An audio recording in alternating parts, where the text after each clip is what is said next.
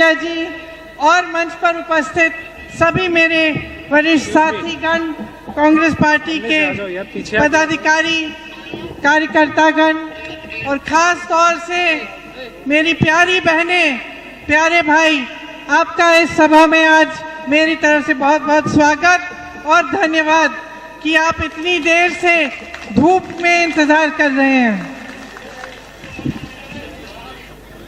देखिए, मैं दिल्ली से आती हूं। जब हम दिल्ली से, मुंबई से, अलग अलग शहरों से, असम के बाहर से असम के बारे में सोचते हैं तो हमारे मन में एक चित्र बनता है। कैसे हैं असम के लोग, कैसा है असम, मजबूत है यहाँ के लोग, यहाँ का समाज निडर है, स्वाभिमानी है। किस तरह से आपके पूर्वजों ने स्वतंत्रता संग्राम में भाग लिया, आजादी की लड़ाई किस तरह से लड़ी गई।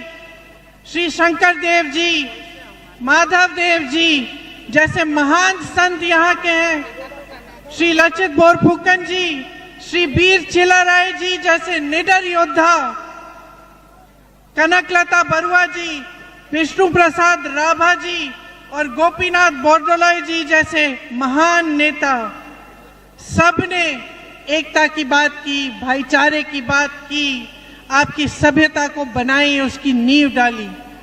तो हम जब बाहर से देखते हैं और आसाम के बारे में मन में सोचते हैं तो यही चित्र बनता है कि ये लहलहाते खेत, आपके चाय के बागान, जिसकी चाय पूरे विश्व में मशहूर है।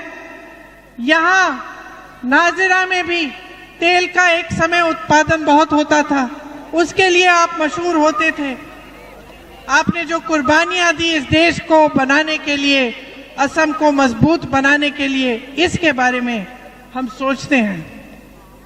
यहाँ की एक सभ्यता है, एक संस्कृति है जो आपकी शक्ति है। जब हम अहोम सभ्यता की बात करते हैं, अहोम समाज की बात करते हैं, तो पूरे देश भर में गर्व होता है कि इस समाज ने इस देश को कितना दिया, इस समाज ने इस देश को कैसे बनाया और असम को कैसे बनाया, कैसे मजबूत किया। आज जब हम आपकी सभ्यता, आपकी संस्कृति के बारे में सोचते हैं तो भूपेन हजारिका जी और जुबिन गर्ग जी के बारे में भी सोचते हैं। ऐसे महान कलाकार जो हर दिल की धड़कन रहे आपकी। और जब जुबिन गर्ग जी की मृत्यु हुई तो असम के बाहर के लोग, हम जैसे लोगों ने देखा कि किस तरह से आप उनसे जुड़े हुए थे।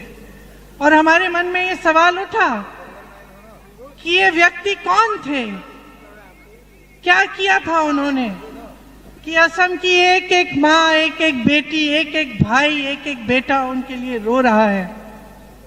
वो गुजर गए तो ऐसा लग रहा था कि असम की जनता, असम के एक एक परिवार में से एक सदस्य गुजर गया है। तो हमारे लिए जो बाहर से देख रहे थे, हम सोच रहे थे कि ये रिश्ता कैसा रिश्ता है, प्रेम का रिश्ता है उनके साथ, एक आदर का रिश्ता है। ये रिश्ता कैसे बना, वो कैसे व्यक्ति थे। आस्ते आस्ते हमें ये बात समझ में आई कि ये रिश्ता इसलिए बना कि जुबिन गर्ग जी आपकी आवाज थे, अहोम की आवाज थे, असम की अभिव्यक्ति थे।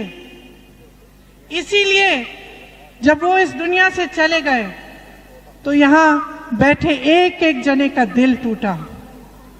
असम में एक एक परिवार में दुख हुआ, एक एक परिवार ने शोक मनाया। तो एक राजनीतिक तौर से हम अगर देखें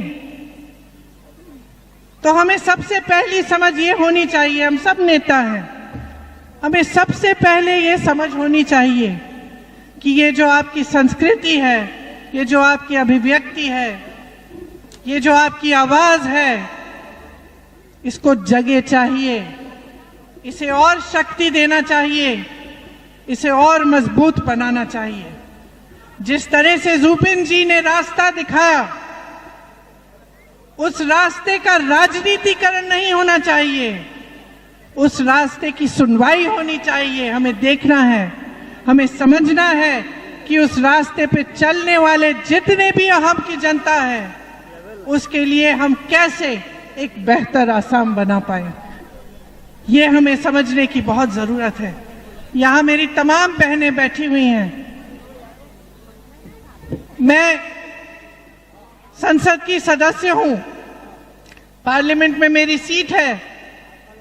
वो सीट केरल में वायनाड है, और वायनाड में भी यहां की तरह चाय के बागान हैं। और मैं जब भी मिलती हूं वहां की महिलाओं से जो चाय के बागान में काम करती हूं, और जब मेरा हाथ पकड़ती हैं, तो सबसे पहले मुझे एहसास होता है कि हाथों पे इतने छाले हैं। चाय चुन चुन के सालों से ये काम करके आपके हाथों पे छाले बन गए हैं, आपके हाथ कठोर बन गए हैं। जब मैं यहाँ आई थी कुछ सालों पहले, तो मैं यहाँ के चाय के बागान की महिलाओं से मिली, और आप सबने मुझे क्या बताया? आपने बताया कि आपका वेतन बहुत कम है। उस समय भाजपा ये वादा कर रही थी कि 300, शायद 350 का वेतन देगी, वहीं के लगभग था। आज मैं इतने सालों बाद जब पूछती हूँ कि क्या आपका वेतन बढ़ाया गया, तो बहुत कम बढ़ाया गया। आज भी आप लगभग उतने ही वेतन पर काम कर रहे हैं। आज भी आपकी वही समस्याएं हैं। आप उसी तरह से संघर्ष कर रही हैं जिस तरह से उस समय आप संघर्ष करती थी। यहाँ के तमाम ट्राइब्स हैं, आदिवासी हैं, जिनको एसटी का दर्जा देने की बात हर राजनीतिक दल आपके सामने चुनाव के समय करता है कि नहीं करता है? करता है कि नहीं करता है? करता है ना। देखिए, 5 सालों से इनकी सरकार रही है, क्या इन्होंने ये दर्जा दिया? नहीं दिया। इन्होंने ये दर्जा इसलिए नहीं दिया क्योंकि देना नहीं चाहते, इनकी नीयत है ही नहीं। आज भी आप उसी चीज के लिए लड़ रहे हैं जो आप 5 साल पहले लड़ रहे थे। आज भी मेरी बहनें संघर्ष कर रही हैं क्योंकि हर चीज की कीमत बढ़ गई है। महंगाई इतनी हो गई है कि हर चीज को संभाल के आपको करना पड़ता है। जब आप खर्चा करने जाती हैं तो सोच समझ के करती हैं कि क्या खरीदूं और क्या छोड़ दूं। और महंगाई इतनी बढ़ गई है कि बच्चों की फीस, बच्चों के यूनिफॉर्म, पुस्तकें, हर चीज महंगी हो गई है। त्योहार आता है तब भी घबराहट होती है। जिस तरफ आप देखें उस तरफ महंगाई ही महंगाई। और आज चुनाव का समय है तो पेट्रोल तेल के दाम फिर भी संभल रहे हैं, लेकिन आप देखेंगे कि जैसे ही चुनाव खत्म होगा वो दाम भी बढ़ते चले जाएंगे। तो आपकी एक सभ्यता रही है, एक संस्कृति रही है जिसमें यहाँ की महिलाओं को मजबूती मिली है। जितने भी आपके संत थे उन्होंने महिलाओं को आगे बढ़ाने का काम किया, लेकिन आज की आपकी सरकार आपको आगे नहीं बढ़ाना चाहती। देखिए, आज की हमारी लड़ाई क्या है? एक सभ्य असम की लड़ाई है, आपकी संस्कृति की लड़ाई है, आपकी अभिव्यक्ति की लड़ाई है, आपकी शक्ति की लड़ाई है। आप जहां भी देखें क्या मिलता है? असम की सरकार आपको स्कीम बना के देती है, महिलाओं को पैसे मिलेंगे, लेकिन नतीजा क्या है? नतीजा ये है कि जितने भी इनके प्रोग्राम हैं, चाहे एक मोदी जी की रैली हो या मुख्यमंत्री जी की रैली हो, उसमें जबरदस्ती यहाँ की महिलाओं को जाना पड़ता है। आपको बताया जाता है कि आप नहीं जाओगी तो स्कीम काट देंगे, नाम काट देंगे आपका। ये सच बात है कि नहीं? गांव गांव में, घर घर में महिला परेशान है। घर पे खाना पकाए चाय के बगान में जाके काम करे, मजदूरी करे, कमाए, या जाके रैली में बैठे, प्रोग्राम में बैठे, या भाजपा के कार्यकर्ता का काम करे। ऐसे नहीं होती हैं स्कीमें बहनों। स्कीमें आपके फायदा के लिए होती हैं, फायदे के लिए होती हैं। पैसा मुख्यमंत्री जी का नहीं है, सरकार का नहीं है, आपका है, आपका है। आपको मिलना चाहिए और आपकी स्वतंत्रता मिलनी चाहिए आपको। ये नहीं होना चाहिए कि एक तरफ से आपको स्कीम मिल रही है, दूसरी तरफ से आपसे काम कराया जा रहा है। मैं देख रही थी मोदी जी की एक बड़ी रैली है, उसमें सामने सारी महिलाएं बैठी हैं और हमारे कांग्रेस के कार्यकर्ता हमें बताते हैं कि जबरदस्ती उनको वहां ले जाया जा रहा है, धमकाया जा रहा है, डराया जा रहा है। इस तरह से सरकारें नहीं चलाई जाती। सरकारें चलती हैं जनता के लिए। बहनों, आपके बच्चों के भविष्य के लिए चलनी चाहिए। यहां आपने सुना गौरव जी कह रहे थे स्कूल बंद किए जा रहे हैं, ठेके खुलवाए जा रहे हैं। अगर स्कूल बंद किए जा रहे हैं तो आपके बच्चों को कौन पढ़ाएगा, उनका भविष्य कौन बनाएगा, कैसे बनेगा? ये सब चीजें आपको बहुत गंभीरता से सोचनी चाहिए। आपकी एक गुहार है, आप एक स्वच्छ सरकार चाहते हैं। मैं जानती हूं और आप जानते हैं कि कितना भ्रष्टाचार है इस असम की सरकार में। एक परिवार सब कुछ लूट रहा है और जो वो परिवार नहीं लूट रहा है वो बड़े बड़े उद्योगपतियों को दिया जा रहा है। यहाँ के आपके खदान, आपके जमीन, सब कुछ बड़े बड़े उद्योगपतियों को सौंपी जा रही है। ये किसकी है? किसकी है? ये आपकी है।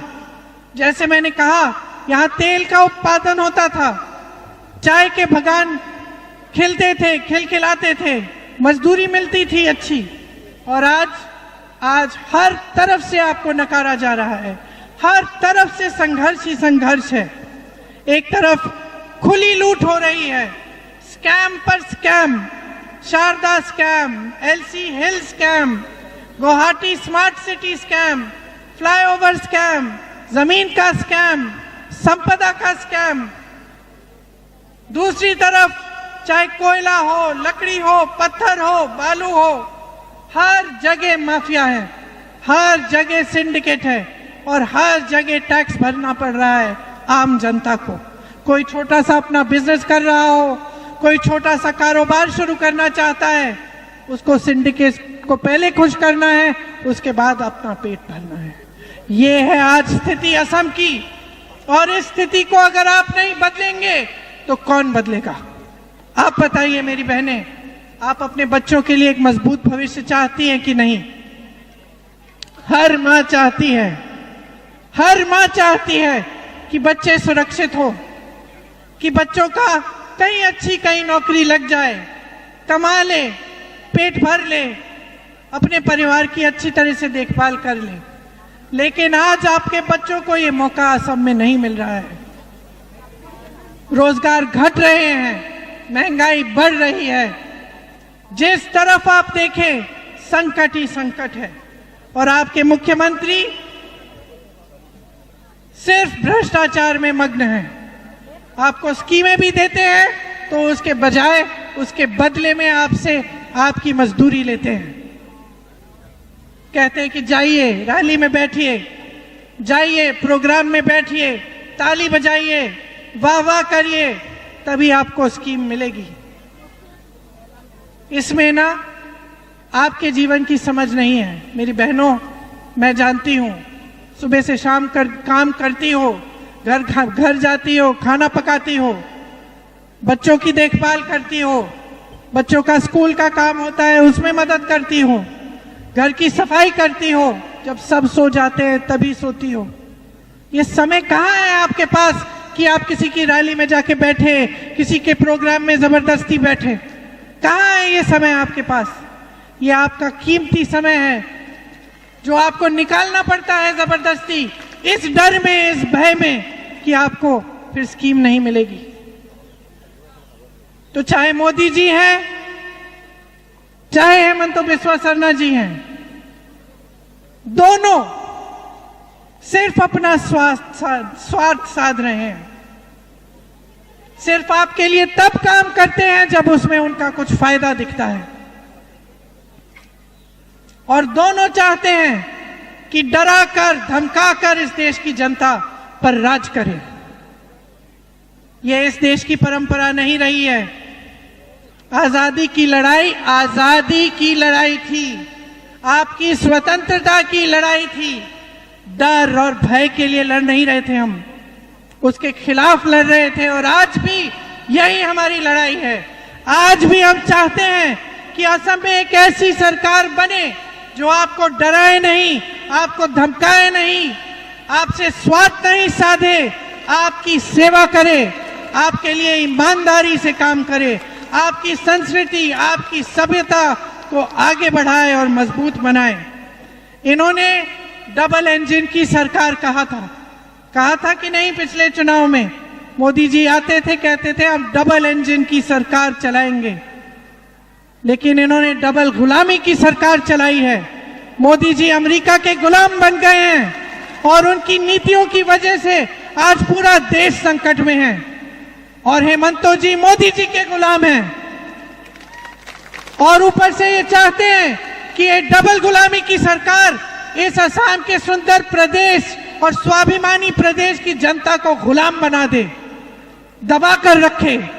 आप सर उठाओ अपना, सीना तानो अपना, और मन बनाओ कि जो नई सरकार आएगी उसके साथ एक नया असम आएगा, आपका असम, वो असम जो जुबिन गर्ग जी का सपना था, वो असम जो आपके दिलों में है, वो असम जो आप सबका सपना है, जिसमें आपके बच्चों का भविष्य उज्जवल बने, जिसमें ये भ्रष्टाचार बंद हो, जिसमें आपके बच्चे स्वाभिमान से खड़े होकर कह सके हम असम के हैं, हमने ये प्रदेश बनाया है, हमें रोजगार असम में मिलता है, जिसमें आपकी हमारी बहनें खड़ी होकर ये कह सके कि हाँ कोई हमें पूछ रहा है, अपने प्रदेश में हम सुरक्षित हैं, हमें रोजगार मिलता है, हमें सही वेतन मिलता है।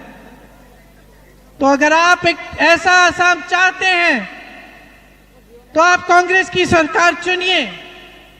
हमारी कुछ गारंटी है।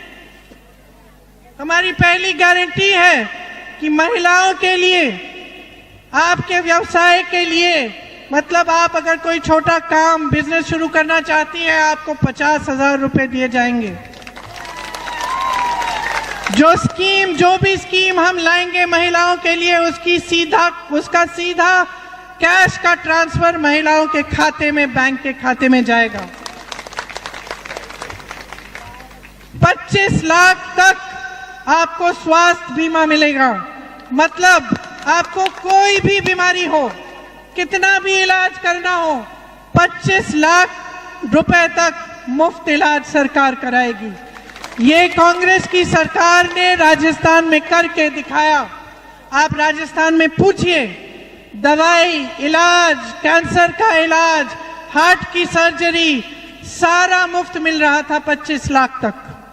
इसका मतलब है कि जब कोई बीमार पड़ता है, घर में कोई बीमारी होती है, तो घबराने की जरूरत नहीं है, सरकार मदद देगी, क्योंकि आपके पैसे हैं, सरकार समझती है, और सरकार आपके हाथों में वो पैसे वापस डालेगी। कांग्रेस की सरकार चाहती है कि जुबिन गर्ग जी को न्याय मिले।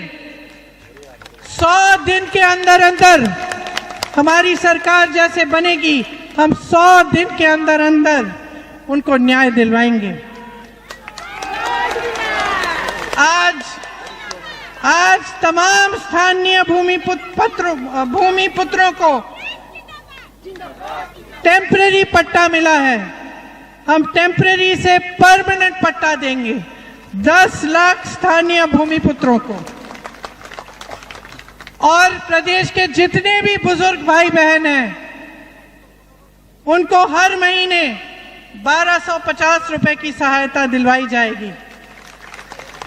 देखिए, जब भ्रष्टाचार होता है तो हम सब भ्रष्टाचार की बात करते हैं, और एक चीज है, आपको भी समझ होगी, आपके ही इलाके में जब आप देखते हो कि अचानक नेता के पास बहुत पैसे हो गए हैं, जमीन खरीद रहा है, बड़ा घर बन रहा है, बड़ी बड़ी गाड़ी लेके चल रहा है, ठीक है, आप सोचते हो कि भ्रष्ट है, लेकिन इस भ्रष्टाचार का असर आपके जीवन पर क्या है, कभी आपने सोचा है? सिर्फ ये बात नहीं है कि एक आदमी, एक नेता फूल रहा है, फल रहा है, खूब बड़ा बन रहा है, उसके महल बंगले बन रहे हैं, उसकी गाड़ियां बन रही हैं, उसके बड़े बड़े उद्योग लग रहे हैं, जमीन बटोर रहा है। ये तो एक बात है। सबसे बड़ी बात क्या होती है भ्रष्टाचार से? सबसे बड़ी बात यह होती है कि आपका पैसा छीना जाता है। आपका पैसा मतलब जो सरकार का पैसा आपके हाथों में होना चाहिए, जो आपका है, आपकी स्कीमों के लिए, आपको आगे बढ़ाने के लिए, आपके जो सरकारी विद्यालय हैं उसमें डालने के लिए, आपके नौजवान बच्चों के लिए कॉलेज यूनिवर्सिटी बनाने के लिए, आपके अस्पतालों को बनाने के लिए, आपकी सड़कों को बनाने के लिए, आपके नलकों को बनाने के लिए, ये सब आपका पैसा होता है।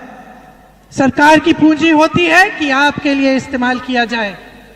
तो जब आप देखते हैं कि आपका मुख्यमंत्री, उनका परिवार इतना भ्रष्ट हो गया है, हद से ज्यादा, तो आपको सबसे पहले ये बात समझ में आनी चाहिए कि ये आपका पैसा है जिससे ये महल बन रहे हैं, ये आपका पैसा है जिससे ये जमीन बटोरी जा रही है, ये आपके उद्योग हैं जो बड़े बड़े उद्योगपतियों को दी जा रही है मुफ्त में, ये आपकी सड़कें हैं, आपकी पाठशालाएं हैं, ये आपके स्वास्थ्य की इमारतें हैं जो नहीं बन रही हैं क्योंकि इनके महल बन रहे हैं, क्योंकि इनके परिवार फूल रहे हैं, फल रहे हैं।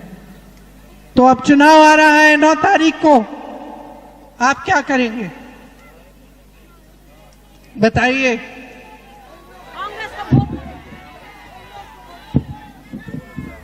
आप एकदम पूरा ध्यान, अपना पूरा ध्यान अपने ही जीवन पर, अपने संघर्ष पर, अपने संकटों पर, आप जो महंगाई का सामना करते हो, आप जो बेरोजगार बैठे हो, जो अपने बच्चों को पढ़ाने के लिए संघर्ष करते हो लेकिन बच्चों को नौकरी नहीं मिलती, आप जो चाय के बागान में अपने हाथों को पत्थर बनाती हो लेकिन आपको कुछ नहीं मिल रहा है, आपकी सुरक्षा तक नहीं मिलती, आप इसके बारे में सोचो।